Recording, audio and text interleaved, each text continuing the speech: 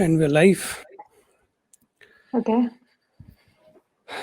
स्वागत है आप सभी का कलमकारी कार्निवल के इस Navratra special programme women in literature में। Today we have with us someone very special who started her career in journalism but went on to create immense waves in Indian publishing. I'm talking about Vaishali Mathur.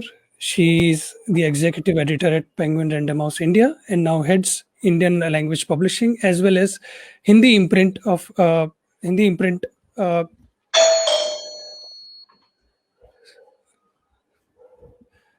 Yeah, so we are live now. I guess people are connecting with us. So let me introduce our guest again. We have with us Vaishali Mathur, who is the executive editor at Penguin Random House and is also heading the Indian language publishing, as well as she's also taking care of the Hindi imprint, Hind Pocket Box at Penguin Random House. So welcome, ma'am. Thank you so much, Shubham, for that wonderful introduction. Thank you.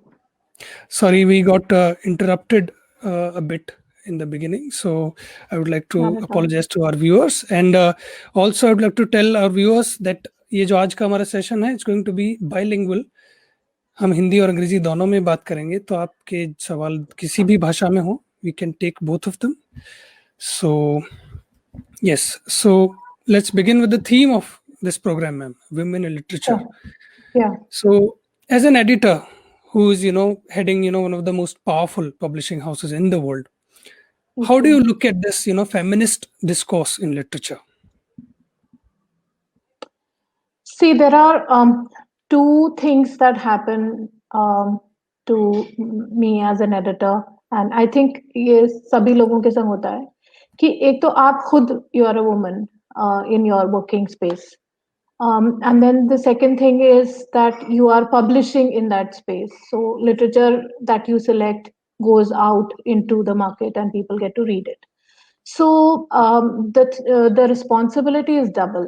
हम लोगों की दोहरी जिम्मेदारी होती है। एक तो ये कि खुद को जहाँ पे है वहाँ पे अपनी पोजीशन देखनी, और दूसरा ये कि बाहर जो औरत की कंडीशन है या women's portrayal है और representation है, to see all of that happen, not just in terms of the book you publish, but also in terms of the people who publish, who you publish. Okay, तो कई बार ऐसा होता है कि अगर मैं इंटरनल बात करूं तो ऑफिस में इतना चैलेंजेस लेने की जरूरत नहीं पड़ती, क्योंकि अगर आप देखें तो एडिटोरियल्स ज्यादातर फीमेल डोमिनेटेड एरियाज ही हैं. If you look eight publishing editorial, ज्यादातर लेडीज ही हैं और हम ही लोग सब लेवल्स पे डिस्कशंस करते हैं और आके ले जाते हैं, and it's quite normal. I mean, I have been in publishing for 10 to 12 years just in Penguin. तो मुझे इस सच मुझे वो दिक्कत नहीं फेस करनी पड़ती. पर अगर मैं देखूं कि अपनी लिस्ट किस तरह से हो रही है, क्या मैं पब्लिश कर रही हूँ, तो उसमें हाँ जरूर मुझे एक कॉन्शियसनेस रहती है दिमाग में कि not only women but society का हर तबका, any community, any caste overtones, all those things I have to take care of as an editor, and see कि everyone is well represented. और ये भी होता है कई बार ऐसा कि आप कमीशन करते जाते हैं और फिर आप देखते हैं कि थोड़ा आपके लिस्ट में विमेन रिप्रेजेंटेशन कम है, उनकी आवाज कम आई है, तो हाँ वो करेक्शन आप करते हैं. वो करेक्शन करते हैं आप सोचते हैं कि क्या आप ऐसा कर सकते हैं कि इसमें एक आवाज ये भी शामिल हो. जी बिल्कुल. So if I tell our viewers the kind of writers Vaishali ji has published, it's like it's a best selling list. Ravinder Singh, Durjoy Datta, and Jaggi Vasudev, and in Hindi Surendra Mohan Pathak ji, so ma'am, I mean, just as I was going through these names, ladies, they're missing somehow in these best selling lists. Yeah. So even if your teams are full of ladies, editors are there, women are everywhere and making these decisions, but why there is a lack of their presence in the end product and the lists? Okay, so it's a very interesting thing कि अगर आप जब romance publish करते हैं तो सिर्फ ये एक इंडिया का फिनोमिनन है, सिर्फ भारत में ये होता है. कि ज्यादातर मेल राइटर्स हैं जो रोमांस लिख रहे हैं, तो आप रविंदर को देखें, दुर्जोय को जी, देखें, तो रोमांस दुर्जोय, राइटर्स हैं और उनकी लार्ज फॉलोइंग विमेन रीडर्स की है। तो अगर करेक्ट, आप बेस्टसेलर लिस्ट पे लेडीज नहीं देख भी रहे तो भी वो जो रीडरशिप है वो उनकी बड़ी है। और जी, जी, एक मुझे ऐसा लगता है कि थोड़ा ये बेस्टसेलर कैसे बनते हैं इसमें ऑथर और पब्लिशर मिलके काम करते हैं। अभी जैसे हमने रिसेंटली भूमिका आष्ची की एक किताब पब्लिश की है, उनकी women centric collection of stories है। इसमें विभिन्न लड़कियों के बारे की कहानियां हैं और जी, उनके जीवन के बारे में कहानियां हैं। तो हम्म, अब पब्लिश तो हमने की है, बेस्ट सेलर बनने का उतना उसमें काफी फैक्टर्स आ जाते हैं। उसमें सिर्फ ये फैक्टर नहीं आता कि आप you can get a good it's not something that is I'm controlling myself. I can only control what I publish, but how it's ji, taken, तो ये तो मेरे ख्याल है ये सवाल आपको रीडर से पूछना चाहिए कि वो मेल ऑडियंस कहाँ है। जैसे माधुरी बैनर्जी है, हमने उनको पब्लिश किया था शुरू शुरू में। माधुरी की पहली किताब मैंने पब्लिश की थी और वो straight away runway best seller बनी थी। जी, तो वो सब है, बट निकिता सिंह है हिंदी में, मैंने जी, उनको जी, hmm, not in Hindi, in romance writing Nikita लिखती हैं, तो मैंने उनकी किताब पब्लिश की है। तो एज अ पब्लिशर मैं तो शर्माई नहीं हूँ पब्लिश करने से, एज अ रीडर क्यों शर्मा रहे हैं लोग, ये उनसे पूछे आप। अच्छा सवाल है हमारे रीडर्स के लिए। सो जी। अगर मैं आपकी बात ठीक से समझाऊं तो अगर वुमेन बेस्ट सेलर लिस्ट में उतनी नहीं है तो फिर भी वो बेस्ट सेलिंग लिस्ट को वही बनाती हैं, जैसा कि मैं समझाऊं जितना आपसे। Women, yeah, I mean, I wouldn't want them to be behind every successful author, but yes but right they now are, it looks like, yeah, now it wonderful. looks so like. Can we say ma'am like women read more than men? I think so. मेरा personal perception ये है कि ladies ज्यादा पढ़ती हैं, women read more. Okay, And it's also a particular age group जिसमें ज्यादा पढ़ती हैं। तो ओके, अक्रॉस एज ग्रुप्स नहीं है कि ज्यादा पढ़ती है। मेरा ख्याल है मेल रीडर्स जो पढ़ते हैं वो ज्यादा 40 और 50s और 60s में होते हैं जो ज्यादा पढ़ते हैं। और जो फीमेल रीडर्स हैं वो ज्यादा यंग होती हैं तब पढ़ती हैं, तो इट्स ओके, मोस्टली लाइक आप समझें कि 16-17 से लेके 25-26-27 तक ज्यादा जी। पढ़ती हैं। सो द आई थिंक एक मिलेनियल्स आर और, रीडिंग। या उसमें तो ओके, यंगस्टर्स बहुत पढ़ते हैं, काफी इंटरेक्शन रहता है, हम्म, हमारा लिखना भी होता है। अभी हमने रविंदर सिंह की नई एंथोलॉजी निकाली, you are all I need. तो उसमें not only they are women writers, they are Muslim women writers, they are okay, male wow, Muslim writers, उसमें गे राइटिंग है, रिलीजन है, कास्ट है, सब है। तो all of that is represented. I mean it's a solid book to read if you want to, and you will find enough variety there. Wonderful. So ma'am, we all understand, pop culture. If anything gets जी। included in pop culture, it's hit. It's a runaway hit. If it's a movie, it's a book. Like it's a Stephen King book. Even it's out in America, people are going to buy it in India as well. So, hmm. do you think the feminist literature has made its space in pop culture, or is it still struggling to get a foothold in India in the mainstream? सी आप ये क्या है कि जब हम feminist literature जैसा भारी भरकम नाम दे देते हैं, जी, तो एक अलग डिस्कोर्स हो जाता है। फिर आप उसको proper non fiction, current affairs या डिस्कशंस या इसकी कैटेगरी में आप डालेंगे कि जी, but if you are talking about the कि हमारी वुमेन कैसे रिप्रेजेंट होती हैं लिटरेचर में, that would be the thing that I would concentrate on. okay. If you are talking about pop culture and those Mm-hmm. Other things, तो वो तो youngster तो वैसे ही नहीं पढ़ रहा है, वो फेमिनिस्ट हो या वो मैस्कुलिन हो या वो कास्ट हो या वो सब नहीं वो पढ़ रहे हैं।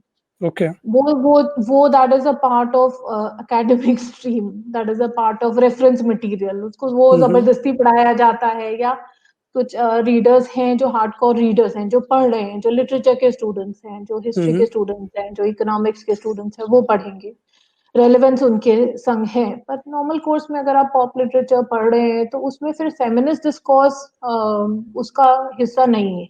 नहीं है। पर हाँ ये जरूर है कि जैसे अगर मैं कहूँ कि माधुरी बैनर्जी की किताब थी तो उसका क्या टाइटल था, जी, उसका टाइटल था losing my virginity and other डम ideas.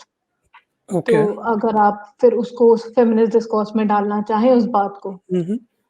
so you can put it there So we because can. it is high, yeah, of course, then that's what you do, but it's not in such a serious sort of way, Yeah. you You know. have to. And हाँ, Yeah. पर एक चीज का ध्यान हम जरूर रखते हैं जी. कि विमेन रिप्रेजेंटेशन क्या है, कि मैसेज क्या जाता है अल्टीमेटली, चाहे Mhm. पॉप हो, चाहे Mhm. नॉन फिक्शन हो, चाहे हेवी लिटरेचर हो, कुछ भी हो, उतना ध्यान हम रखते हैं. Ji. So, I'm speaking of this younger generation and your experience as the ji, representative of ebooks section in yeah. Penguin. You've headed that as well. So, do you see any connection which is encouraging for publishers or for writers that the younger generation is picking up audiobooks, ebooks, or anything like that Yeah. more than Yeah. physical books? Yeah. Yeah. So that's a very interesting question, actually, and it is a very interesting question now when we are in the pandemic. Corona. Um, Yes. yes. So क्या हुआ था कि करीब मेरा ख्याल है 8-9 साल पहले ई बुक्स का इंट्रोडक्शन हुआ था, और एकदम से यूएस में किंडल की सेल और आई थिंक आईपैड्स आ गए थे, और उन सब की Yes. सेल एकदम से Mhm. बेहद बढ़ गई थी, और लोगों ने कहा कि अब फिजिकल बुक्स का खात्मा ही समझो. तो हम एज पब्लिशर्स, हम लोग भी जो भी किताब हम निकालते हैं फिजिकल बुक की तरह, तो हम एक ई बुक भी निकालते हैं, और हमारी Ji. कोशिश ये रहती है कि हमारी ज्यादा से ज्यादा लिस्ट ऑडियो में कन्वर्ट हो जाए. तो पर हुआ क्या है कि इस 10 साल में हमने इतना कुछ इजाफा नहीं देखा उसमें. ऐसा नहीं देखा कि ई बुक्स टेक ओवर कर रहे हैं ये Before सब. pandemic, you're talking about, man. Before pandemic, या. Okay. Yeah. But during the pandemic what has happened is, क्योंकि लोग घर पे थे, पढ़ रहे थे, कई ऑथर्स, कई किताबें उनकी लिस्ट में थी, तो Mhm. उन्हें ऐसा लगा कि उन्हें ये अगर पढ़ना है तो ये सबसे अच्छा मौका है. तो ई book Ji. Reading became suddenly, e books की का नंबर बढ़ गया, सडनली ऑडियो का बढ़ गया. और यूएस वगैरह में आप देखें तो वहां पे काफी ऑडियो बुक्स काफी लोग पढ़ते हैं. मैं खुद ऑडियो पढ़ती हूँ. Audiobooks. Ji. जी. तो ई बुक पढ़ते हैं, ऑडियो बुक पढ़ते हैं, तो ये सब प्लेटफॉर्म्स अब डेवलप हुए हैं. तो अभी तक क्या था कि फिजिकल बुक्स चल रही थी, और थोड़ी सी ई बुक्स होती थी, और थोड़ी बहुत ऑडियो जाती थी. पर ई बुक्स का अब नंबर अच्छा हमारा इस दौरान आया है, इस वो है. पैंडेमिक के दौरान जी, हाँ, हाँ. पॉडकास्ट एंड पर ऑडियो बुक्स एंड ऑल. हाँ, पर क्या है कि रीडिंग भी बढ़ गई है, तो ये नहीं कह सकते कि फिजिकल बुक्स सिर्फ के संग कोई प्रॉब्लम है. तो ये जी, सारे जी. प्लेटफॉर्म्स है, बट दे हैप्पीली को exist right now for us. तो सब ओके, में करो, वंडरफुल. आप सब में पढ़, कुछ को पढ़ो, कुछ को हुँ, किताब की हुँ. तरह पढ़ो, कुछ को ई बुक में पढ़ो, कुछ ऑडियो देख लो, आई मीन सुन वंडरफुल. लो. या. तो उस तरह से है. हुँ, हुँ, हुँ. So I'm speaking of your, core strength as the editor. I right. mean, there are so many misconceptions about, the role an editor plays. So I would like to, come to this like, what are the most common misconceptions about your role from a layman's perspective and writer's perspective? Because writers complain a lot. या या Yeah. बिल्कुल ऐसा बना दिया है कि एक तो सबसे बड़ा मिसकंसेप्शन ये है कि पब्लिशिंग हमारे विम्स और फैंसीज पे चलती है, कि हमें जो अच्छा लगा वो पब्लिश हुआ, और हमें नहीं अच्छा लगा वो पब्लिश हुआ. जो हमसे मिल लिए हमने उनकी किताब छाप दी, जो नहीं मिल पाए उनसे उनकी नहीं छापी. तो जी. जो मैं कहना चाहूंगी कि ये सब जो है ना, ये अगर हम पेंगुइन के हिसाब से देखें तो ये हमारे यहाँ एक क्लियर डिस्टिंक्शन है बिटवीन पीपल हु जी. Acquire books and people who edit them, copy edit them. जी. तो as a commissioning editor, as a person who acquires the books, मेरा जी. काम ये होता है कि बुक को अक्वायर करना और फिर उसके ऊपर वैसे एडिट करना कि उसको एक शेप मिल जाए. और Okay. जो विजन मेरा और ऑथर का है, वो उस विजन में मैं उसको कॉपी एडिटर को दूं, जो फिर बाकी का ग्रामर और वो सब देखते हैं. Mm-hmm. तो Mm-hmm. ये जो चीज है ना, इसमें एक बहुत बड़ा चीज आती है, कन्विक्शन और विजन. अगर Okay. आप किसी मैन्युस्क्रिप्ट को पढ़ते हैं और आपको नहीं लगता कि वो आपके विजन में आता है, जी. क्योंकि एज अ पर्सन आप कितने किताबें साल में हैंडल कर सकते हैं, है ना. जी. आप हर किताब के लिए मतलब आप एक इंसान अगर आप देखें तो as an editor you can handle only about 20 books a year personally. और जैसे अगर मैं एडिटर हूं तो मैं इससे ज्यादा नहीं किताबें साल में लेना चाहती, क्योंकि Okay. मुझे इन किताबों को मैं बस एडिट करके छोड़ नहीं दूंगी।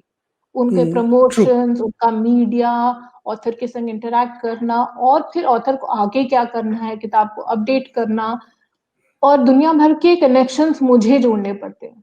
तो Exactly. अगर मुझे Yeah. मेरे पास ये सिलेक्ट लिस्ट है तो मैं ये चाहूंगी कि ये लिस्ट बेहतर से बेहतर हो, और मैं मेरी जो विजन है वो ऑथर के संग जुड़ी हो, ऑथर को मैं जस्टिस कर पाऊं। तो कई बार हम लोग वो बुक्स रिजेक्ट करते हैं जो मुझे लगता है, जो हमें लगता है कि हमारे विजन के संग नहीं जाती। मैच नहीं कर रही, ठीक बात। हाँ, दूसरी बात ये है कि एडिटर्स के पास बेहद सबमिशंस आते हैं। लाइक एक दिन में कई बार ऐसा होता है कि 5-5, 6-6 सबमिशंस एक दिन में आ जाते हैं। तो Okay. हर एक सबमिशन को Serious देखना, और submissions. Serious submissions Okay. आते हैं। Yeah. और होता क्या है कि आजकल लोग क्योंकि ईमेल, फेसबुक, ट्विटर सबसे आपसे जुड़े होते हैं, जी। तो एक प्रेशर रहता है कि you have to get back to people on time. You Right. will get back to people, but I try to set up a time period within which I want to respond to people. So that pressure is there on me. But I Yeah. like to take my time and look at everything that comes to me carefully, and then get back to the author instead of just looking at it and saying whether I like it or don't. So this is not my personal likes or Yeah. dislikes Yeah. coming into play. It's just that what I feel in terms of vision that I can project in the market tomorrow. That is what it's dependent on. Ma'am, you spoke about these lists. These lists say that your calendar for Yeah. say, for a year, Yeah. let's say. Yeah. Yeah. So let's say you have, your fulfillments, you have your, books in line, and some other Yeah. writer comes up. So how do Yeah. you, manage these? You know, कि जब list जिनकी book पूरी हो आती है, जाए फिर कोई एकदम से कुछ अच्छा आ जाए तो जी जी जी जी वो करते हैं, पूरा करते हैं। बल्कि अभी आप देखेंगे कि कमिंग मंथ्स में 1-2-3 किताबें ऐसी हम कर रहे हैं जो कि मेरा ख्याल है आते ही हफ्ते के अंदर हम लोगों ने साइन अप की और उनको निकाल रहे हैं। तो जी मैं आपसे जो बात कह रही हूँ वो ये है कि विजन की बात है। अगर मुझे जी लगता है कि ये किताब आई है और इसको जस्टिस करना है, क्योंकि इसका ये इतना टाइम पीरियड है जिसमें इसको फुल एक्सपोजर मिल जाएगा। जी जी जी जैसे हम एक अयोध्या के ऊपर किताब निकाल रहे हैं, तो 9 नवंबर जी को वो किताब अनाउंस होएगी। तो ओके उस किताब को अगर अनाउंस करना है तो एडिटर तो पहले से उस पे लगे हुए हैं। तो ये करेक्ट विजन है हमारा कि हम इस टाइम तक इसको निकालें। तो ऐसा नहीं है कि अगर आपको साइन अप कर रहे हैं तो बैठ गए हैं। वो उस विजन में जी ये टाइम पीरियड भी शामिल है। एब्सोल्युटली फिर हम we take time out, we help each other, we work around it and make it happen. जी। आपने अयोध्या का जो जिक्र किया, उसी से मेरा जुड़ा अगला सवाल है कि as an editor, I mean, how do you take calls between fiction and non-fiction books? Between, let's say for non-fiction books, the issue may be prevalent, the trend may be Yeah. there, these kinds of books Yeah. are being read. But how do you take calls with fiction books? How do you, assess कि this timing is good for this book? Shubham ji, मेरे संग क्या होता है कि जब भी मैं कोई प्रपोजल पढ़ती हूँ, चाहे वो फिक्शन हो चाहे नॉन फिक्शन हो, जी मुझे पढ़ने के जैसे मैं पढ़ रही होती हूँ तो मेरे को ये उसका कवर, उसकी विजन आने लगती है दिमाग में। जी अपने आप ही उसका प्लान दिमाग में एक तरह से बनने लगता है। ऐसा लगता है कि हम्म मुझे मालूम है कि मुझे इस किताब के संग क्या करना है। जी अब ये फिक्शन है और नॉन फिक्शन है, उससे मुझे इतना मतलब नहीं रहता। जी ओके तो वो है मेरे संग, क्योंकि मैं अपने उस पे वर्क करती हूँ कि मुझे क्या ऐसा लगता है कि मेरे संग वर्क कर सकता है, तो उस ओके पे वंडरफुल वर्क करती हूँ। हाँ, मैं ये नहीं देखती कि मुझे 10 फिक्शन करनी है या 4 नॉन फिक्शन करनी है, ये नहीं, किताब बढ़िया होनी चाहिए। किताब बढ़िया होनी चाहिए। Okay, so from a writer's perspective, if I may ask you, what gets a manuscript rejected at the very outset? What are the biggest things that will put my book in the rejected bin? I think more than the content, the way it is presented is what is going to get you there. Okay. क्या होता है कि कई लोग हमारी submission guidelines दी होती हैं, और मैं एक बार और दोहरा देती हूँ क्योंकि मैं हर प्लेटफॉर्म पे दोहराती हूँ। पर ये कि ऑथर बायो हमें चाहिए होता है, एक सिनॉप्सिस चाहिए होता है और कुछ चैप्टर्स चाहिए होते हैं। इसका फॉर्मेट इसलिए तय हुआ है कि आप जब किसी को लिख के भेजें तो आप उसको एक विजन प्रोवाइड करें, उसे बताएं कि ये आपकी किताब है, इस बारे में लिखी है, ये मेरी सैंपल राइटिंग है और ये जी ऐसी दिखेगी, ठीक है। तो कई बार ऐसा होता है कि ऑथर्स हमको भेजते हैं बिना किसी रेफरेंस के भी भेज देते हैं ईमेल, जी पर आप ये देखते हैं कि उस ऑथर के पास पूरा उसकी पूरी समझ है उसको अपनी किताब की। जी और कई ऑथर्स होंगे जिनको आप बोलेंगे कि जो आपको कांटेक्ट करेंगे, फिर उसके बाद वो एक चीज भेजेंगे, फिर एक चीज भेज के पूछेंगे कि दूसरी भेजें क्या, जी फिर एक चीज भेजेंगे, फिर दूसरी 2 दिन के बाद भेजेंगे, फिर तीसरी भेजेंगे, फिर उसका करेक्शन करेंगे 2 बार 3 बार। तो जी एज अ पर्सन अगर मैं आपको नहीं जानती हूँ और आप मुझे इस तरह से ईमेल भेज रहे हैं तो I don't have that kind of concentration, कुछ छूट जाएगा क्योंकि मेरे पास इतने लोगों की ईमेल आ रही है। आपको एक कंसोलिडेटेड प्रोफेशनल प्रपोजल भेजना बहुत सख्त जरूरी होता है, पहली बात तो ये। जी now if you look at content, in terms of the hmm content, book का कंटेंट स्ट्रांग होना चाहिए।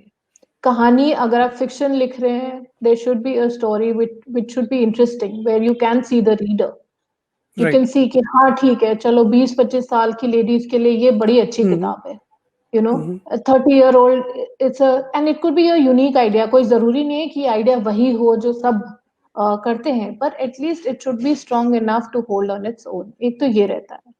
नॉन फिक्शन में भी अक्सर एक स्टोरी लाइन है, एक आर्क है, यू नो। जी कभी कभी लोग भेजते हैं कहानियां जिनमें कि आप वो चीज नहीं देख पाते, पूरी किताब नहीं देख पाते और लगता है कि इसमें या तो कैरेक्टर पे ज्यादा काम करना पड़ेगा या स्टोरी लाइन पे काम करना पड़ेगा या ये एलिमेंट्स हैं जो नहीं है, और उनके होने जी की वजह से वो वीक है।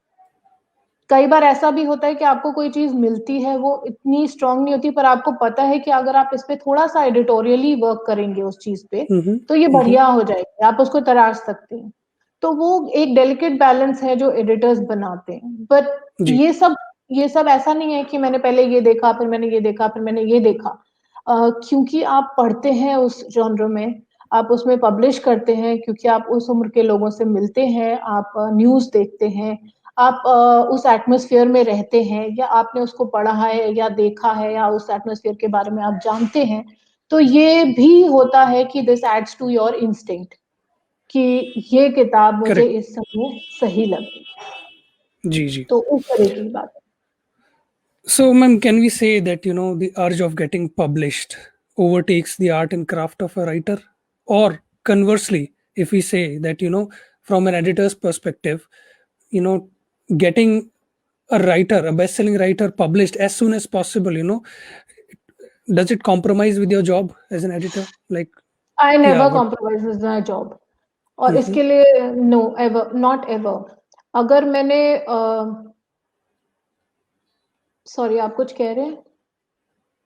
Sorry, is there disturbance, ma'am? No. No, I just could not hear you.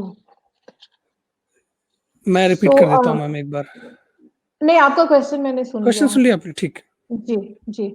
तो I never compromise with my job. There is nothing for me to compromise है। about. बट मुझे ऐसा लगता है कि कई बार राइटर्स कॉम्प्रोमाइज कर जाते हैं जल्दी में। जी उनको टाइम लेना चाहिए लिखने के लिए, और क्योंकि किताब कोई आर्टिकल नहीं है, कोई जो जी आज अखबार में छपा कल गायब हो गया, किताब वहीं रहेगी आपकी। तो उसमें कम जल्दी करें तो अच्छा है, क्योंकि कई बार लोग एडिटोरियल प्रोसेस भी कहते हैं जल्दी करिए ना, पर उसमें फिर मिस्टेक होने की, त्रुटियां निकलने की बहुत संभावना रहती है। और किसी किताब को शेप देना या किसी किताब के लिए उसमें समय लगता है, समय चाहिए, सोचने के लिए चाहिए, और एक बार वो समझ में आ जाता है तो फिर शायद जल्दी कर सकते हैं। जी पर इनिशियल स्टेजेस पे उस किताब को समझने के लिए कि हमें क्या करना है उसके संग, उसमें जल्दी नहीं मचानी चाहिए। और मुझे लगता है कि मैं ज्यादातर राइटर्स को ये बोलना चाहती हूँ जो नए राइटर्स हैं कि उन्हें कभी भी जल्दी नहीं करनी चाहिए पब्लिश कराने के लिए, क्योंकि आपकी किताब एक बार रिजेक्ट हो गई तो फिर वो रिजेक्ट हो जाएगी, उसका सेकंड चांस आपको नहीं मिलेगा। जी, all right. So, ma'am, this was all about the work that gets submitted to you, and या you go through it. What about the commissioning? Because commissioning is something that you do. You want to have some sort of book in your catalog. या So, या how do you find writers for it, or how do you choose a topic first of all? Like I said, I mean, if your mind is working continuously, चाहे weekend हो, चाहे कुछ भी हो, it is the level of exposure that you have, because हम लोग काफी reading करते हैं, काफी material जो अखबारों में आता है, काफी हम लोग blogs follow करते हैं, लोगों को follow करते हैं Instagram में, जैसे कि for Hmm. instance, I have just signed up a young Instagrammer who's quite big on Instagram, and Okay. she is talking about her life, because उन्होंने अपनी जीवन में हालांकि उनकी उम्र छोटी है, पर उन्होंने छोटी उम्र में कैसे अपने जीवन में चेंजेस किए जिससे जी. कि वो सक्सेसफुल हो गई। उन्होंने अपने रिलेशनशिप और अपने सीखने का ढंग कैसे बदला, या उन्होंने एक नया रेवेन्यू स्ट्रीम अपने लिए कैसे खड़ा किया। तो ये सब चीज़ें जब आप उन प्लेटफ़ॉर्म्स पे जाते हैं, लोगों को देखते हैं, या आप न्यूज़ देखेंगे, तो जी. उसमें आपको लगेगा कि अच्छा, ऐसा लगता है इस फलाँ जर्नलिस्ट को काफ़ी नॉलेज है इस सब्जेक्ट के बारे Hmm. में, तो क्या मैं उन्हें साइन कर सकती हूँ? क्या जो उनसे बात कर रहे हैं मैं उनको साइन Oh, कर सकती हूँ? okay. अम, क्या उन जिस सब्जेक्ट पे ये लोग बात कर रहे हैं उस पे कोई और लिख सकता है? क्योंकि ये Hmm. इस वक़्त काफ़ी टॉपिकल है। तो ये आज के जीवन से, आज के लेखन से, पुराने लेखन से, बाकी कोई क्या कर रहा है, ये सब देख Hmm. के ये सब देख के फिर आप ये देखते हैं कि इसमें आपकी किस सब्जेक्ट पे दिलचस्पी है, किसमें आप लोग ला सकते हैं। जैसे मुझे जी. एक टाइम में साईं बाबा की बायोग्राफी करने का बहुत मन था, तो जी. मुझे 2 साल लगे उसके लिए राइटर Hmm. ढूँढने में। पर ढूँढा, Okay. 2 साल लगा, फिर उनसे बात हुई Hmm. और फिर अब वो रेगुलरली हमारी लिस्ट पे लिखते हैं, उस पे बरूचा। वो हमारी Okay. लिस्ट पे लिखते हैं साईं बाबा Hmm. के उनके जीवन में साईं बाबा का बहुत बड़ा महत्व है और बहुत लोग उनको Hmm. फ़ॉलो करते हैं। पर ये सब नहीं मालूम था, बस ये मालूम था कि इनका लेखन बहुत अच्छा है। तो जी. उनसे बात की, फिर वो हुआ। तो कई बार समय लगता है, कई बार इमीडिएटली कोई ना कोई मिल जाता है, कई बार देखो तो लग जाता है। तो फेस्टिवल्स हैं, इन सब चीज़ों में लोग मिल जाते हैं, लिटरेरी फेस्टिवल्स हैं, इन सब में मिल जाते हैं लोग। ओके. आपने खुद ने भी बुक्स ट्रांसलेट की हैं मैम, एज फार जी, as we know, couple of books. या So, या are you planning to write a book? And if you were planning, then what is it going to be about? मैं plan कर रही हूँ, पर और मैंने थोड़ा बहुत लिखा भी है, but I am a little hard on my self, क्योंकि मुझे पता है Okay. मुझे किस लेवल की राइटिंग चाहिए। चाहिए. उसके जी. लिए जिस दिन, हाँ, जब वो समय पूरा हो जाएगा तब मेरी जी. शायद कोई किताब आएगी। वो एक सवाल मेरा था भी ये इस चीज से जुड़ा हुआ, ऑब्जेक्टिविटी ऑफ अ जज. हाउ डू यू या maintain it when you're bombarded with so many decisions that you have to take या in one day, let's say? So how do या you keep yourself afloat, speaking about your personal experience? Yes. Objectivity in terms of selecting a book, is it? Yes, selecting a book and maintaining your that drive to make decisions, so many decisions that you have to make in a day. तो आप किस तरह जी, मतलब you gave your 100% judgment to one book? या So my thing is that again, like I said, that I have to understand a book and share its what it's going to become. So जिस stage पे मेरे हाथ में किताब आती है वो तो मैन्यूस्क्रिप्ट होती है, किताब तो होती नहीं है उस टाइम में। जी. तो जी. अगर अगर कोई भी है जो मुझे भेजता है, तो मुझे ये लगता है कि अगर मैं इस किताब के संग काम कर सकती हूँ, Mm-hmm. अ, Mm-hmm. तो वो मेरा डिसीजन है। दूसरा ये कि ऑब्जेक्टिविटी इसी तरह से आती है कि आप देखते हो कि कौन रीडर है आपका किताब के Hmm. लिए। उसको जी. उस किताब को, जैसे कोई किताब आप इंग्लिश में एडिट कर रहे हैं और आपको लगता है कि इसकी या हिंदी की भाषा बहुत क्लिष्ट है, किसी को समझ में नहीं आएगी, तो थोड़ा-सा टोन डाउन करना। इंग्लिश में कई बार ऐसा होता है कि हम थोड़ा टोन डाउन करते हैं ताकि ज़्यादा लोग पढ़ सकें। या हिंदी में ये है कि थोड़ी भाषा सुधारो, थोड़ा इसको ये टाइट करो, ये सब काम हम लोग करते हैं, तो ये चीज़ें तो हमें समझ में आती हैं, पर क्या हम उससे अच्छी किताब निकाल सकते हैं, ये होना बहुत ज़रूरी है। और इतना मैं आपको कह सकती हूँ कि आज तक चाहे किसी की भी किताब किसी भी सही जगह से आई हो, अगर मुझे वो किताब नहीं करनी थी, तो मैंने वो किताब नहीं करी। नहीं की, चाहे वो आपके नहीं। दोस्त हों या किसी बहुत ही करीबी। जी, नहीं, अगर जी। उन्होंने अच्छी किताब नहीं लिखी है, तो मुझे कोई तकलीफ नहीं होती उनको ना करने में। तो no favouritism in this industry.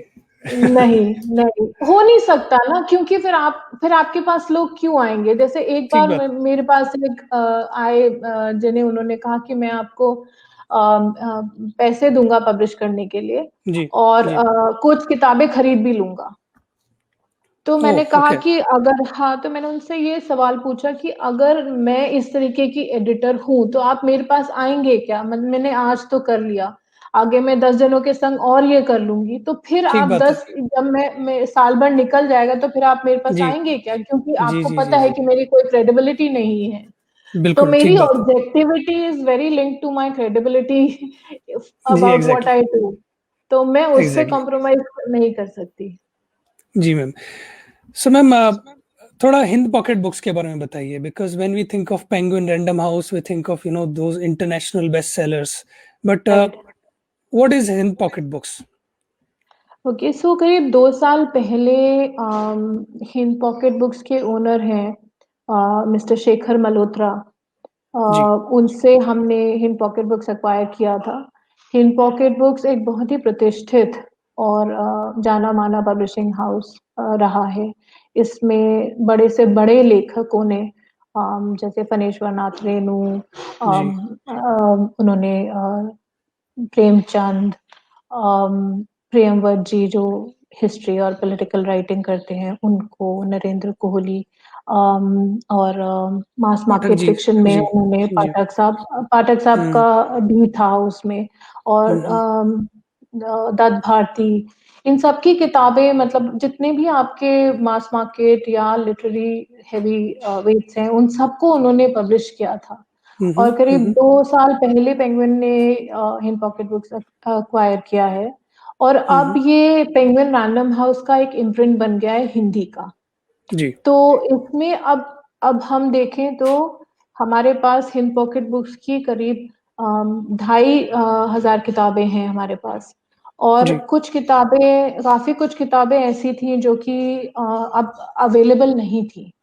तो अगर हमारे पेंगुइन रैंडम हाउस में सिस्टम्स ऐसे हैं कि हम बैकलिस्ट जो है हमारी किताबों की, उसको हम हमेशा अलाइव रखते हैं रीडर्स के लिए, और जी। वेरियस मेथड्स हैं, नए कवर बनाते हैं। अगर हमने किसी हुँ, हुँ, ऑथर की नई किताब एक्वायर की है, हुँ, तो हुँ, उनकी पूरी बैकलिस्ट को रीजैकेट करेंगे। ऑथर्स को मौका मिलेगा, तो ऑथर्स को लिटरेरी फेस्टिवल्स और इनके लिए अवार्ड्स और इन सब के लिए भेजेंगे। तो हमारे पास काफ़ी एक रोबस्ट सिस्टम है हुँ, जिससे हुँ, हम अपनी हुँ, हुँ, बैकलिस्ट लुक आफ्टर कर हुँ, हुँ। सकते हैं। तो अब पिछले 2 साल, डेढ़ 2 साल से हम लोग लगे हुए हैं कि बैकलिस्ट की सारी किताबों को जी, हम रीपब्लिश कर रहे हैं। जी। और इसमें हमें बहुत मज़ा आ रहा है, क्योंकि ऐसा लगता है कि कोई बड़ा धन है जिसमें से निकाल-निकाल के किताबें हम पब्लिश कर रहे हैं। और जी, जी, जी। जब वर्ल्ड बुक फेयर होता है या कोई ऐसा मौका आता है जब एग्ज़िबिशन लगती है किताबों की, तो रीडर्स को देख के बड़ा अच्छा लगता है। वो कहते हैं, अच्छा ये भी किताब, अच्छा ये तो हुँ, मैं हुँ, ढूँढ रहा था, हुँ, हुँ, अच्छा ये लेखक मैंने कभी पढ़े थे, इनकी दूसरी किताब कहाँ से आएगी? हुँ, हुँ, तो हुँ, उस हुँ, तरह से किताबें आने लगी हैं, और इस हुँ, लिस्ट हुँ। को अब हम आगे बढ़ा रहे हैं। जी, इस लिस्ट में अब शामिल हैं पेंगुइन की इंटरनेशनल बेस्ट सेलर्स बहुत सारी हैं, जी, जो इसमें शामिल है। जैसे रिसेंटली हमने अभी की थी मिशेल ओबामा की बिकमिंग। जी, जी, जी। अम, अनुवाद रुचि हिंदी में। शर्मा जी, जी, जी, जी, रुचि शर्मा को अभी हमने पब्लिश किया था। फिर पेंगुइन के जितने बड़े ऑथर्स हैं, जैसे राम गुहा हैं, जी। शशि थरूर हैं, इन सब बेस्ट लोगों को सेलर्स। जी, हमने जी, और लोग सुनना चाहते हैं उनको, उनकी उनकी जानना चाहते हैं उनके पास क्या है जी, कहने को। राम गुहा जी लिखते हैं गांधी जी, पे, तो उनकी किताबें, तो ये एक तो वो ट्रांसलेशन हमने जोड़ा है। प्लस जी, हमने जोड़ा है हम आगे जो नया कमीशन कर रहे हैं। तो जी। जैसे आगे कि का प्लान? अभी जी, जी, आगे अभी हम क्या हम एक्सपेक्ट अगर करें? जी। जो जिस पे मैं अभी जिसके रिलीज पे मैं अब काम कर रही हूँ वो रामविलास पासवान जी की बायोग्राफी है जो प्रेस गई अच्छा। थी। और जी, दुख की बात ये है कि इसी बीच में उनका निधन हो गया। जी, जी, जी। थोड़ी सी उन्होंने कहा था कि थोड़ा वक्त दो मुझे इसको देखने का और वो समझने हम्म। का, तो उनकी तरफ से जैसे ही होके आया फिर हमने उसको प्रेस में भेजा, पर अनफॉर्चुनेटली ही पास्ड अवे। उनका देहांत। तो जी, जी, जी। और बिहार इलेक्शन का भी समय है और मुझे उनकी जब मैं किताब मेरे पास आई थी, इसको लिखने वाले जनसत्ता के बहुत सीनियर जर्नलिस्ट हैं प्रदीप श्रीवास्तव जी, उन्होंने लिखी है। उनका रामविलास पासवान जी से काफी सालों का संबंध है और पिछले 6 साल से दोनों इस बायोग्राफी पे काम कर रहे थे। अच्छा। तो जी, तो अभी उसके रिलीज पे हम लोग काम कर रहे हैं। तो ये मन है कि इस किताब से लोग पासवान जी को जाने, क्योंकि बिहार के लीडर तो हैं ही, पर वो सबसे बड़े दलित लीडर हैं, सबसे जी, बड़े बिल्कुल, जाने बिल्कुल। माने दलित बहुत लीडर बड़ा हैं। योगदान रहा और उनका। ऐसे जी, जी, और ऐसे बहुत कम लोग हैं जिनको कि सब तरफ से रिस्पेक्ट और प्यार मिला है। जी। तो और उनके बारे में एब्सोल्युटली। लोग इतना नहीं जानते, उनकी पर्सनल लाइफ, उनकी पॉलिटिकल स्ट्राइक, उनकी पॉलिटिकल आइडियोलॉजीज, इन सब जी, चीजों के बारे में नहीं जानते हैं। तो अभी जी, हम उस पे वर्क कर रहे हैं। तो और दूसरा, जैसे कि मैंने बताया, अयोध्या पे किताब आ रही है अगले जी, साल। कोहली सर, नरेंद्र कोहली जी की एक बड़ी बढ़िया किताब जनवरी में उनके जन्मदिन पे हम लोग एक लॉन्च कर रहे हैं। जी, पाठक साहब की नई किताब आ रही है जो उनका नया शाहकारी समझिए ऐसा थ्रिलर है जो उनकी विमल सीरीज में बहुत बड़ा एक मतलब हाईलाइट है उनकी विमल सीरीज का इस वक्त उस कहानी जी, को पलटने में। तो वो आ रही है। कुछ और अच्छी फिक्शन और नॉन फिक्शन किताबें हम लेके आ रहे हैं। ट्रांसलेशन में अगर हम जी, देखें तो प्रियंका चोपड़ा की बायोग्राफी हम लोग जनवरी में लॉन्च करेंगे हिंदी जी। में भी। अच्छा। तो हाँ, तो वो सब है, तो सब चीजों पे भी काम चल रहा है। तो बहुत कुछ आने वाला है इन पॉकेट बुक्स की तरफ से। तो मैं इस बीच हमारे दर्शकों को ये भी बता दूं कि Vaishali ji is one of the only few people, only few editors who work both in Hindi and English. Hindi और अंग्रेजी दोनों में वैशाली जी का कमांड है। सो मेरा इसी चीज़ से जुड़ा हुआ सवाल है वैशाली जी कि ये दोनों बहुत ही अलग भाषाएं हैं, जी। दोनों बहुत ही अलग दुनिया हैं। जैसे हम हिंदी साहित्य की दुनिया देखते हैं वो बहुत अलग दिखती है अंग्रेजी साहित्य से, हम्म, इंग्लिश लिटरेचर हम्म, से। जी। उनका उठना बैठना ही राइटर्स का एकदम अलग अलग जगहों पे होता है। So how do you keep dabbling in these two places? How do you maintain that balance? मैं कोई शुभम जी, मेरी तरफ से कोई मतलब मैं सोचूं तो मुझे ऐसा याद नहीं कि कभी मैंने ऐसा अलग अलग किया हो कि हिंदी ये है और अंग्रेजी ये अलग है उस तरह से। जी, क्योंकि मुझे इतनी तकलीफ नहीं होती हिंदी और अंग्रेजी ये करने से। कभी क्योंकि मैं आजकल हिंदी में भी एडिट कर रही हूँ और मुझे बड़ा मजा आया जब मैंने पहली बार हिंदी में ब्लर्ब लिखा किताब के लिए। तो वो बड़ा मजा आया, प्रेस रिलीज देखना, ये करना। तो तो मुझे लगता है एक एक तरह से हम देखें तो साहित्य की भाषा नहीं बदलती, चाहे जी, ठीक बात। लैंग्वेज ऐसा बदल जाए पर उसका कोर नहीं बदलता। जैसे कि अब आप मार्कस पढ़ते हैं या आप मार्क्स जी, पढ़ते हैं तो जी, आपको समझ में आता है। ठीक अलग बात है। परिवेश है, अलग एनवायरनमेंट है, तभी भी सब चीजें आपको समझ में आती हैं और आपको ये समझ में आता है कि अच्छा क्या और बुरा क्या है। इतना मैं बुरा क्या आपको है, ठीक बता दूं। बात। जी, जी, क्लासिक्स अगर आप देखेंगे हमारे क्लासिक्स पेंगुइन की हम्म, बहुत बड़ी क्लासिक्स की लिस्ट है, अगर आप उसको देखेंगे तो हम्म, वो चाहे कोई एक यंग बच्चा पढ़ ले या चाहे कोई ओल्ड पढ़ ले, उससे जी, उससे प्रेरित हुए बिना नहीं रह पाता। It's always inspiring to read these books. Hmm, और यही इस बात का जस्टिफिकेशन है कि आप देखिए कि हजारों और लाखों की तादाद में पोलो कोएल्हो है, बिकते हैं। जी, क्यों बेचते हैं? उनका न लैंग्वेज वो है, ना ना उनका जिस तरीके का सोच है जो वो लिखते हैं वो सब अपना है, वो आपकी तरह अडेप्ट नहीं कर रहे हैं। जी, तो मेरे को बिल्कुल। ये लगता है कि जो लैंग्वेज है उसमें एक लिटरेचर तो सेम रहता है, बस लैंग्वेज हम्म, पे थोड़ा ध्यान देना पड़ता है। और लैंग्वेज पे जब ध्यान देते हैं तो फिर ये है कि जब एडिट करते हैं या करते हैं, तो ये सब ध्यान रखते हैं कि लैंग्वेज जितनी ओरिजिनल हो सके, जितना अच्छा लिख सके, जितना अच्छा कर सके, उसमें तो वही एफर्ट रहता है। मतलब आप कह रहे हैं तो मैं सोच रही हूँ कि मैं ऐसा क्या करती हूँ, पर ऐसा नहीं है। मुझे it's easy for me to slip from Hindi to English, इतनी दिक्कत नहीं होती मेरे को। हाँ, ये जरूर है कि कुछ लोग हैं, जैसे अपनी टीम है मेरी हिंदी की, तो मैं उनसे जी पूछती हूँ कि क्या मैं सही बोल रही हूँ, या मैं इसमें ये कहना चाहती हूँ तो ये शब्द सही है कि नहीं है। जी तो जी उसको करना, पर जैसे जैसे टाइम बीतता जा रहा है अब और आसान होता जा रहा है करना, तो मजा भी आ रहा है करने में। हिंदी पढ़ने में बहुत अच्छा लगता है मेरे को, इंग्लिश से ज्यादा अब हिंदी अच्छा लगने लगा है, क्योंकि हिंदी वाले पढ़ने वाले और पढ़ाने वाले और लिखने वाले सब दिल खोल के बोलते हैं। इंग्लिश में थोड़ा जब इंडियन राइटर जब इंग्लिश में लिखते हैं थोड़ा सा सोफिस्टिकेशन आ जाता है, वो जी नहीं रहता, वो लैंग्वेज राइटिंग में नहीं होता। और वही है जो उसको उतना स्ट्रांग बनाता है। जी ठीक कहा आपने। तो ma'am, speaking of this fiction and non fiction, जैसा कि हमने देखा हम्म। कि non fiction is on the rise, still on the rise, right? मतलब ज़्यादा से ज़्यादा people are preferring non-fiction nowadays. So, Yeah. do you think after Corona, where people are, लोग एकदम परेशान हो चुके हैं इससे, कोरोना से, पेंडेमिक से, do you think the fiction, time of fiction will come again? People will want to go into fantasy again, अगर उस तरह की बुक्स वापस पढ़ें? Do you see an upsurge in fiction books in the future? See I mean I will not say completely कि जैसे इस time में रोमांस भी काफी बिका है, जी। और रिलेशनशिप पे जो बुक्स बेस्ड हैं वो भी काफी बिकी है। क्या लोग फैंटेसी फ्यूचर में खरीदेंगे, पता नहीं। जो चीज हुई है वो ये है कि जितने आपके पुराने नोन ऑथर्स थे, हम्म उनको लोगों ने ज्यादा पढ़ा है। नए ऑथर्स को अनफॉर्चुनेटली बिकॉज ऑफ डिस्कवरेबिलिटी हम्म कम लोग पढ़ पाए हैं, क्योंकि पहुंच नहीं जी रही, कभी किताबें नहीं गई, कभी ऑनलाइन नहीं है। इंटरनेट की हालत तो आप हम सब जानते ही हैं। जी चाहे आप कहीं भी हों, तो उसकी वजह से जितने जाने माने ऑथर्स हैं, जितनी जानी मानी किताबें हैं, उन सब हम्म पे लोगों ने उनको पढ़ा है और दोबारा पढ़ा है और उनके बारे में डिस्कशंस किए हैं। नई किताबों का कम थोड़ा सा वो हुआ है, इसलिए वही जॉनर्स हैं जो चल रही हैं।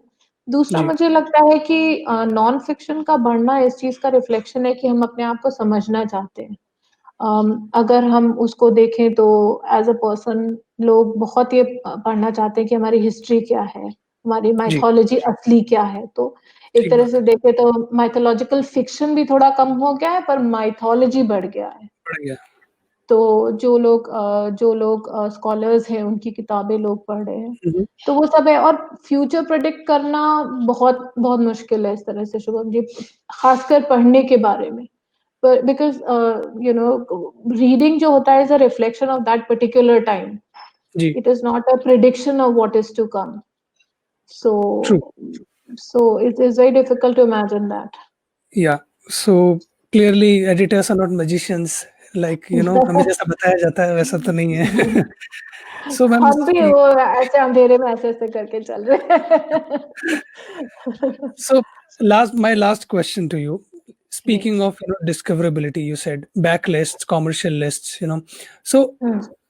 publishers, like I guess Chiki Sarkar said in an interview that we are holding on to our commercial list because of Corona, so that we get more exposure later and all. So are we, like, I'm speaking on behalf of, women here, are we going to Yeah. see, a women centric list in the future, like this is, the top women list going on out of Penguin? See, we are definitely looking at very good women writers. We are definitely looking at that. Yeah, yeah, Now, how the list shapes up is going to depend on how the people are writing. Right, जो right, किताब आप आपके पास आती है या बनती है, जी, उसमें कितना साहित्य ऐसा है जो महिलाओं ने लिखा है, ये तो लिखने पे डिपेंड करता है। जब आपके पास किताब आती है तो आप ये नहीं कह सकते कि अरे ये लेडी ने नहीं लिखी है तो मैं नहीं लूंगी, या इस महीने में सिर्फ of course, women he yes, commission करूंगी। जी, तो इस टाइप से तो आप काम नहीं कर सकते हैं। आप जी, वही कर सकते हैं कि आप ये कह सकते हैं कि हाँ, आप फ्यूचर में इतने विमेन राइटर्स को डेवलप करना चाहते हैं, ज़रूर, वो कर रहे हैं। जी, और मैं चाहती हूँ कि हमारे साहित्य में ज़्यादा से ज़्यादा वुमेन वॉइसेस आएँ, इसमें कोई शक नहीं है। क्योंकि जिस तरीके के एक्सपीरियंसेस वुमेन के होते हैं अभी तक, मुझे लगता है उसका एक बहुत ही छोटा हिस्सा अभी पब्लिक में आया है। जो चीज़ें अगर आप देखें, जो जितनी कॉम्प्लेक्सिटी वुमेन के नेचर में है, उस जी, हिसाब से लिटरेचर बहुत कम आया है, इसमें कोई शक नहीं है। और हम कोशिश यही करते हैं कि ज़्यादा से ज़्यादा वुमेन राइटर्स को प्रमोट कर सके, but the voice has to also be true and strong. True and ये भी स्ट्रॉन्ग। एक ज़रूरी है। हाँ, सो ये एक तालमेल बिठाना जैसे ही हो जाता है तो फिर हम वही कमीशन करते हैं। Wonderful, wonderful. So, ma'am, lastly, about your journey, what has been, it's like from, going from a journalist to a publisher who's heading, one of the biggest publishing houses in India now. So, hmm. your experience, your last words for this interview. Yeah. तो शुभम जी, मैंने symbiosis से अपना journalism पढ़ा, जी, Pune symbiosis से। और तब मतलब आप समझ लीजिए I was very young in my early 20s, and journalism was the place to be in. और बड़ा मज़ा आता था। पर एक बार जब फैमिली हो गई और बच्चे हो गए, I have got 2 daughters, one of my elder one is a journalist actually, she is working for Hindustan times. okay. Mm-hmm. तो वो है, पर मैंने ये स्लोली महसूस किया कि मैं मेरी जो बीट थी वो थी आर्ट एंड कल्चर। Okay. पर मैं वो सारे प्रोग्राम शाम को होते थे, तो मुझे लगता था कि अब शाम को कैसे आप जाओ घर के बाहर? जब सब घर के अंदर आते तब आप घर के बाहर कैसे ठीक जा बात सकते हो? है। तो जी, वो एक और मुझे ये बहुत स्ट्रांगली था कि I wanted to be with my daughters. मैं नेग्लेक्ट नहीं करना चाहती थी, या मैं किसी और पे नहीं छोड़ना चाहती थी जी, उनको बड़ा करने की ज़िम्मेदारी। तो फिर मैंने सोचा कि एक बहुत ही स्लीपी सा कुछ प्रोफ़ेशन ले लेते हैं जो थोड़ा टाइम कट जाए। तो मैंने थोड़ी रिसर्च की और मुझे लगा कि पब्लिशिंग एक ऐसा स्लीपी सा करियर है जिसमें कि आप 9 से 5 है आपका काम। और जनरली क्या होता है, हम लोग निकल जाएगा प्रूफ भी टाइम। जी, उठा के जी, जी, प्रूफ उठा के ले जाते हैं। 300 पेज की किताब है, उसका प्रूफ ले आए, घर अच्छा, में बैठे-बैठे कर लिया। तो इसमें अगर आपको बाहर नहीं जाना है तो आप घर पे बैठ के आराम से उसको कर भी सकते हैं। तो ठीक, जी, ये मैंने नहीं सोचा था कि जब मैं एंटर करूँगी, तो एक तूफ़ान सा आ गया। और 10 साल, 12 साल में मुझे लगता है कि वो सब चीज़ें जो मैंने सोची थी, जिसकी वज़ह से जी, मैंने पब्लिशिंग जॉइन किया था, वो सब तो खत्म हो गई। वो कन्वीनियंस और वो सब खत्म हो गया। अब शुरू में ऐसा हुआ कि मैंने मास मार्केट फिक्शन पेंगुइन में निकाला। तो जी, उसमें ये हो गया कि भई एक बार में हम 3 किताबें निकालेंगे। जैसे हमने जब इम्प्रिंट लॉन्च किया तो एक बार में 3 किताबें, अब एक बार में 3 किताबों में 3 ऑथर्स को, नए ऑथर्स को ढूँढना, फिर उनकी किताबों को पढ़ना, फिर जी, सँवारना, सेलेक्ट करना और उसको एक संग 3 किताबें लॉन्च करना is not something you can do in your free time kind of thing. तो पहली तो धारणा मेरी वो वहीं धराशायी हो गई और it became like something which was I was immediately on a roller coaster.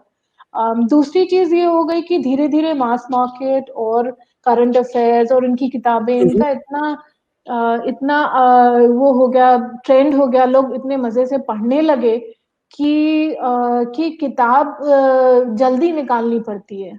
और जी, अब जो हमारा पहले टर्न अराउंड टाइम था कि भई किताब हमारे पास आई और फिर वो कितने टाइम में मार्केट में जाएगी, हुँ, तो हुँ, वो टर्न अराउंड टाइम हमारा बिल्कुल कम हो गया।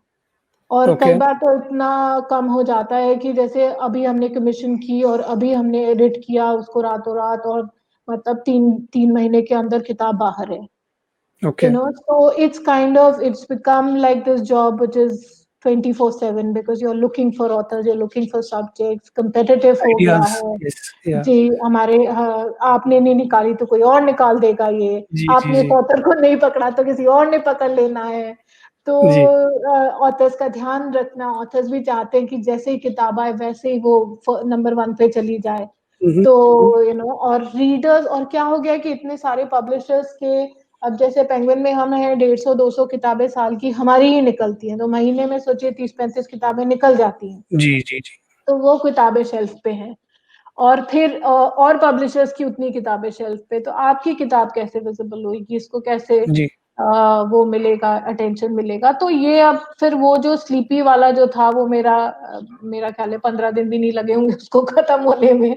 और अब जर्नी काफी फास्ट हो गई है, अब एक्साइटिंग भी है और जी अच्छा लग रहा है कि publishing has become so important and suddenly centre stage है, लोगों से मिलना होता है, यंगस्टर्स से मिलना होता है, एल्डर्स से मिलना जी होता है, और अच्छे सब्जेक्ट्स पे बातचीत होती है, तो जर्नी वो बन गई है अब। जी तो and you're also going through this unprecedented time of corona which या no publisher has gone through in last या 100 years. या So इसमें शुभम जी क्या हुआ है कि हम लोग पहले प्रूफ निकाल लेते थे, जैसे 2-300 पेज की जी किताब है, प्रूफ अच्छा करनी है तो हाँ हम हाँ उसके प्रिंट आउट निकाल लेते ना, इट वाज मच इजियर। और मुझे लगता है मैं आधी अंधी हो गई हूँ वो पीडीएफ पीडीएफ पे एडिट कर करके, क्योंकि जी number of hours on the screen is increased. तो एब्सोल्युटली काफी काफी हिंदी में काफी दिक्कत होती है उसमें, पर है, चल रहा है, मजा आ रहा है। wonderful, ma'am. And let me tell my viewers that Vishji is being modest here when she's saying that the journey is you know has been 24/7. It has been like that, but it is because Yeah. of her hard work that she has made this journey from journalism to publishing, and she's now reached the apex, almost the apex, because there's always going नहीं, someplace कोई ahead. Apex कहीं से भी apex में नहीं है। अच्छा So करे वो इनिशिएटिव रहता है, बाकी और कुछ नहीं। absolutely. Yes, ma'am. So you're a role model for many and people look up to you. So I wish you the best and thank you for coming here. And thanks to all our viewers. Thank you so much for joining us. Thank you for calling me, Shubham. Thank you to Mark My Books for having me here, and thank you to Manish ji, and thank you to all of you. Thank you to the people who are watching. Thank you. Wonderful. We'll see you on the next episode of Kalamkari Carnival Women in Literature. Definitely, Thank definitely. you. Thank you, Thank Shubham. you. Thanks. Bye.